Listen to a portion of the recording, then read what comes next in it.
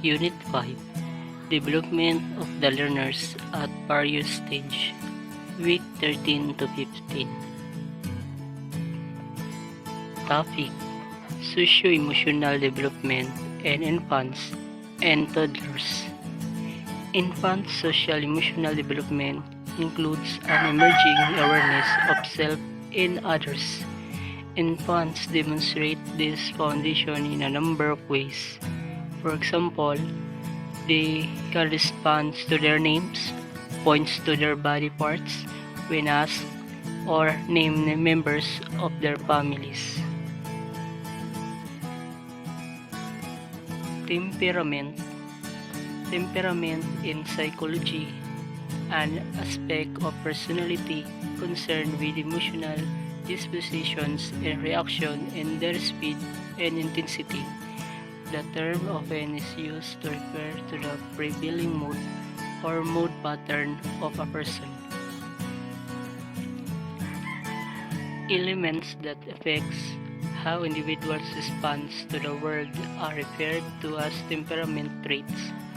Researchers Alexander Thomas and Stella Chess, 1977, compiled a list of traits related to temperament that included supporting social-emotional development for infants and toddlers. Each infant and toddler develop at his or her own rate. Social-emotional development is dependent upon ongoing responsive relationships. In addition to the social-emotional milestones you reviewed in Lesson 2, basic elements of personality are seen early in infancy and appears to fairly consistent throughout life. Activity level, amount of movement and body activity.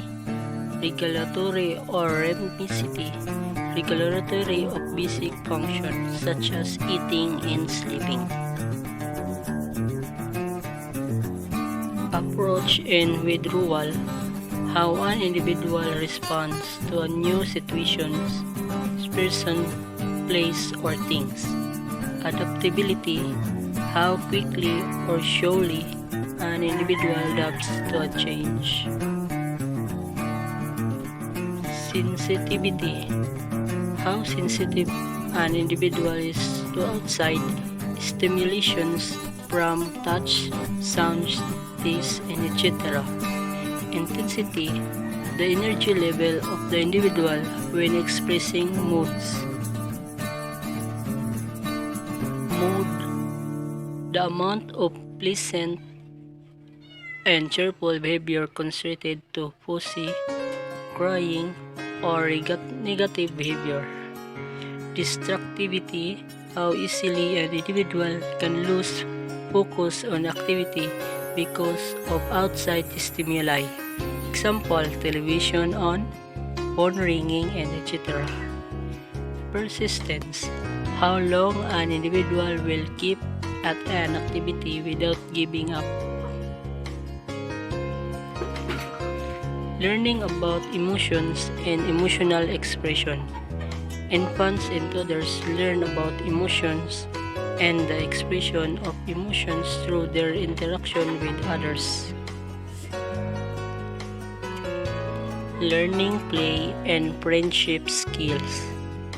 Infants and toddlers are learning how to interact and play with others. Week 14, topic: Preschoolers' physical development.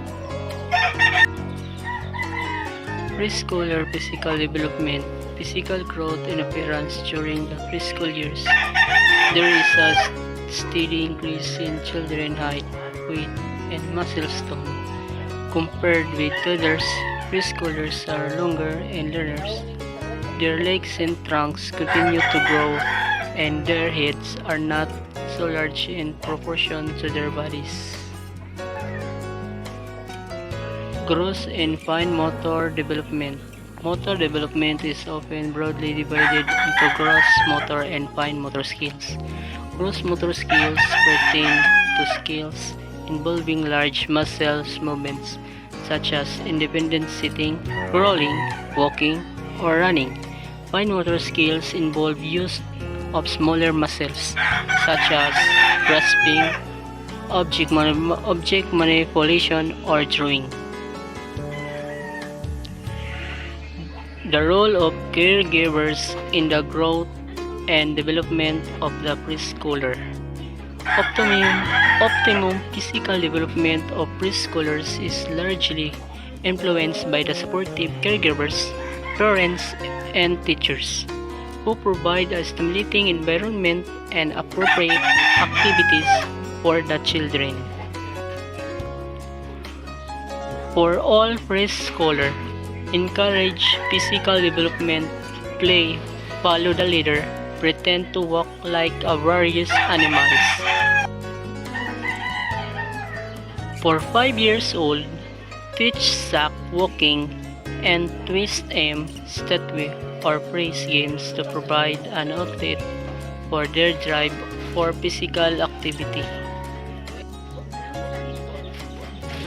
For 4-year-olds, sit up an obstacle course indoor with challenges such as crawling, climbing, leaping, balancing, and running across stepping stones.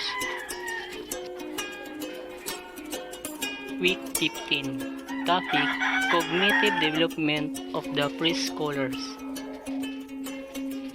Cognitive development of the preschoolers. Cognitive development refers to reasoning, thinking, and understanding. Cognitive development is important for knowledge growth, and preschool and kindergarten children are learning questioning, spatial, relationships, problem solving, imitations, memory, number sense, classification, and symbolic play.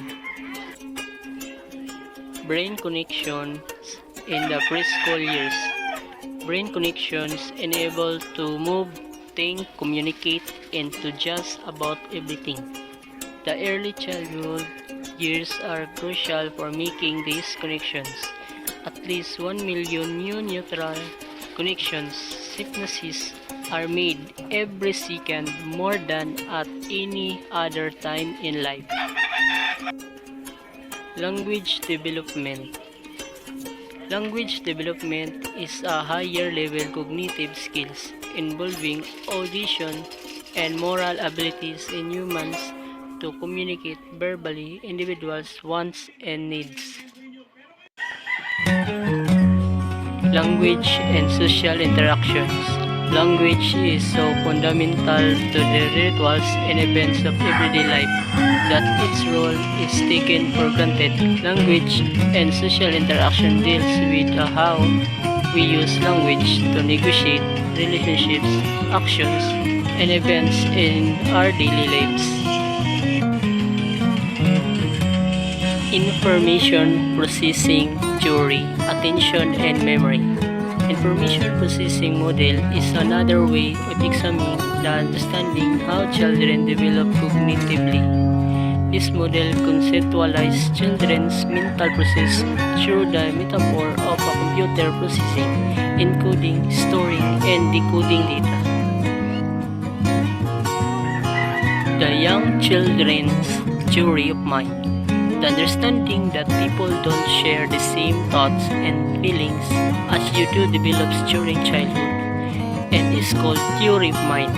Another way to think about it is a child's ability to tune in to other people's perspectives. The ability doesn't emerge overnight and it develops in a predictable order. The role of caregivers, parents, and teachers in the cognitive development of preschoolers. Learning about how preschoolers think and learn, one will realize that parents and teachers can do a lot either to help preschoolers develop their cognitive skills or embed them. With the best intentions, one can do more harm than good if the approach of teaching scholars is not appropriate. So that's all my report. Thank you.